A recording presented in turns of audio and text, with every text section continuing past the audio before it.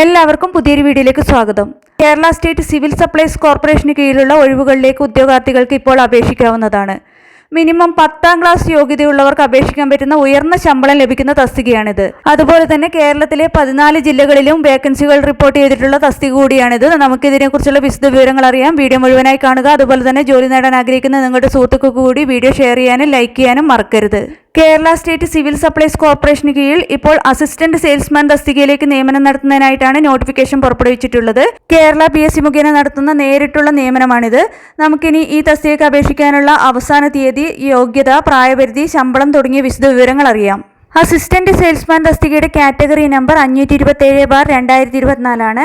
ഇതിലേക്ക് അപേക്ഷിക്കാനുള്ള അവസാന തീയതി 2025 ജനുവരി 29 വിജ്ഞാപന പ്രകാരം ഈ തസ്തികയുടെ ശമ്പള സ്കെയിൽ 23,000 രൂപ മുതൽ 50,200 രൂപ വരെയാണ്.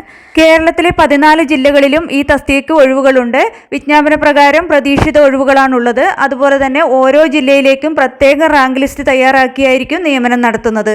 ഇതിലേക്ക് അപേക്ഷിക്കാനുള്ള യോഗ്യതയായി പറഞ്ഞിട്ടുള്ളത് SSLC അല്ലെങ്കിൽ തത്തുല്യ യോഗ്യത മാത്രമാണ്. അതുപോലെ തന്നെ അപേക്ഷിക്കാനുള്ള പ്രായപരിധി 18 വയസ്സ് മുതൽ 36 വയസ്സ് വരെയാണ്. കൂടാതെ റിസർവേഷൻ കാറ്റഗറിയിലുള്ളവർക്കും മറ്റു പിന്നോക്ക വിഭാഗങ്ങളിൽപ്പെട്ടവർക്കും പ്രായപരിധിയിൽ ഇളവ് ലഭിക്കുന്നതാണ്. ഇതിന്റെ നോട്ടിഫിക്കേഷനും മറ്റു വിശദ വിവരങ്ങളുമെല്ലാം കേരള PSCയുടെ ഒഫീഷ്യൽ വെബ്സൈറ്റിൽ ലഭ്യമാണ്. അതുപോലെ തന്നെ ഇതിന് അപേക്ഷ സമർപ്പിക്കേണ്ടത് കേരള PSCയുടെ വൺ ടൈം പ്രൊഫൈൽ വഴിയാണ്. താല്പര്യമുള്ള യോഗ്യരായ ഉദ്യോഗാർത്ഥികൾ ഈ അവസരം പരമാവധി പ്രയോജനപ്പെടുത്തുക. അതുപോലെ തന്നെ ജനുവരി 29 മുമ്പായി തന്നെ അപേക്ഷ സമർപ്പിക്കാൻ ശ്രദ്ധിക്കുക. നിങ്ങൾക്ക് ഈ വീഡിയോ ഉപകാരപ്രദമെന്ന് തോന്നിയാൽ ഇനിയും ഇതുപോലുള്ള ജോലി സംബന്ധമായ വിവരങ്ങളും മറ്റു വിദ്യാഭ്യാസപരമായ വാർത്തകളും അറിയാൻ ചാനൽ സബ്സ്ക്രൈബ് ചെയ്യുക. അതുപോലെ തന്നെ ഈ വിവരം മറ്റുള്ളവരിലേക്ക് എത്തിക്കാൻ വീഡിയോ ഷെയർ ചെയ്യുക, ലൈക്ക് ചെയ്യുക.